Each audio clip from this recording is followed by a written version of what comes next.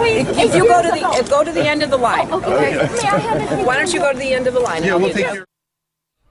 Ruh-roh. Well, welcome back to the Daily Wrap. Why is everybody killing her? Yeah, hey, rules are rules.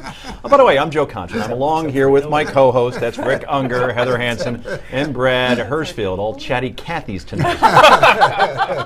That was Hillary Clinton asserting her authority on the rope line after a campaign event in New Hampshire in May. That video was released by the Conservative America's Rising PAC, which has been closely following Mrs. Clinton on the campaign trail. The video does go on to show the likely Democratic nominee giving the woman an autograph minutes later after the line finally cut down and she got to the front of it. This awkward interaction comes on the heels of a new poll that finds Hillary's unfavorable ratings have slipped to their lowest level in 14 years. Let's check out the new CNN ORC poll, and it finds 50% of Americans now have an unfavorable view of Mrs. Clinton.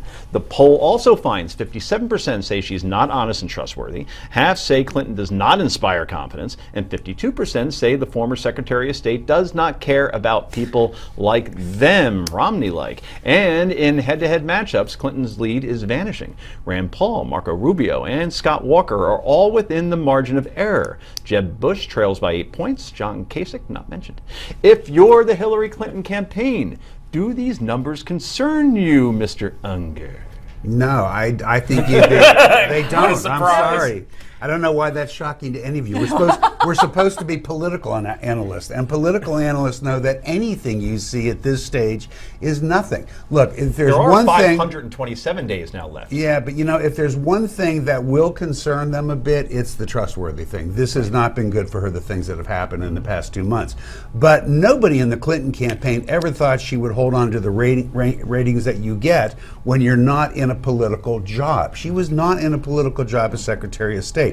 Nothing shocking about that at all. Now, what you do have here at this level is a baseline where you see them going down substantially, then they start to have reason to worry. It's okay that they're roughly 50-50. If they start to go up, I suspect what you'll see is bouncing up and down from here for a long time. The one number that I would find disconcerting if I were in the Clinton camp is the whole "she can't relate to us" number, the number that hurt Romney so much. Democrats always have this inherent advantage that they could relate to the little guy better than Republicans, because Republicans only like the people rich. That's fair. Yeah. I'd watch it. At the stage that we're in, it's like being a doctor and saying to a patient, let's keep an eye on it. Sure. Because, yes, if those stay depressed, if she doesn't get some benefit coming up out of that, then there's reason to be concerned about it. Do you think the speeches and all the perception that they earned all this money is finally showing that Hillary Clinton is sort of for the rich, which is unbelievable when you think about this is a Democrat we're talking about. I think that's a big part of it, but I think what worries me more than what either of you have talked about is the fact that it's independents and women that she's losing.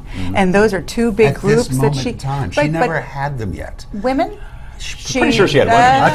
I'll tell you what, I'll make you all bets at this very moment, this early, that when the votes are counted, she'll have women. Oh, for sure. I'm not saying she won't, but the drop in women, I think it means quite a bit when you're talking about women who are wanting to support her because she's a woman, and then they find out more about her, and then that number drops. I think that it's something that she needs to be quite concerned about. Let's be sure to keep the tape of this show. Okay. Look, in terms of predictive value of polls at this point, Rick's 100% right. They have almost no predictive value. In terms of people's relationship to candidates at this point, they have tremendous predictive value. And I'm actually surprised her numbers are as high as they are because, and it's not about money. Actually, Americans are quite comfortable with people who have been successful. I think the challenge is here, they feel that she has gamed the system. And that's why she's not trustworthy. Americans from rich to poor have happily supported very wealthy candidates and will do so again if they fundamentally feel they have earned it, not they gamed the system. There'll be another candidate on one side or the other side that will be taking fire in that direction. And Hillary, love Hillary. Guys, I'm telling you, if you really think that there's anything here, it's just not. Well, one candidate that Rick mentioned that it may be another candidate. One candidate we know is not running is Elizabeth Warren. Two liberal groups are finally taking no for an answer. The liberal icon and senator, yes, from Massachusetts, has repeatedly said she's not running, and I believed her. And now, wow, she's proved me right.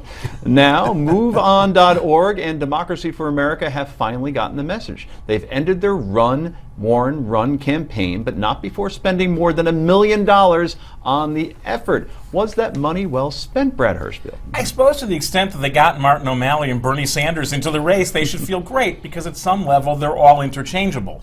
So Move On has moved on from its first choice.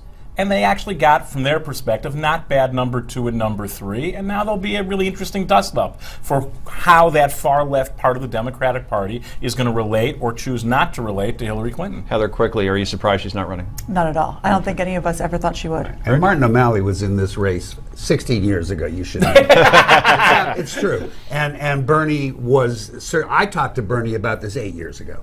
So no, they didn't get anything for their money. Interesting. Well, Warren may be out. Martin O'Malley is running, as Rick just mentioned, of course. We all know that. But there's just one problem. Many people don't know who he is. Last Saturday, when he announced his candidacy, the top Google search on O'Malley was, who is Martin O'Malley? And the fourth most searched question on O'Malley was, how tall is Martin O'Malley? Actually, I don't know that. But at least people are searching for information about him. So how does he overcome this whole recognition issue, Heather? Guys, here's the important thing. After Hillary Clinton and Marco Rubio, they both announced the same weekend. That Monday, the first question for Hillary Clinton was, is she a Democrat?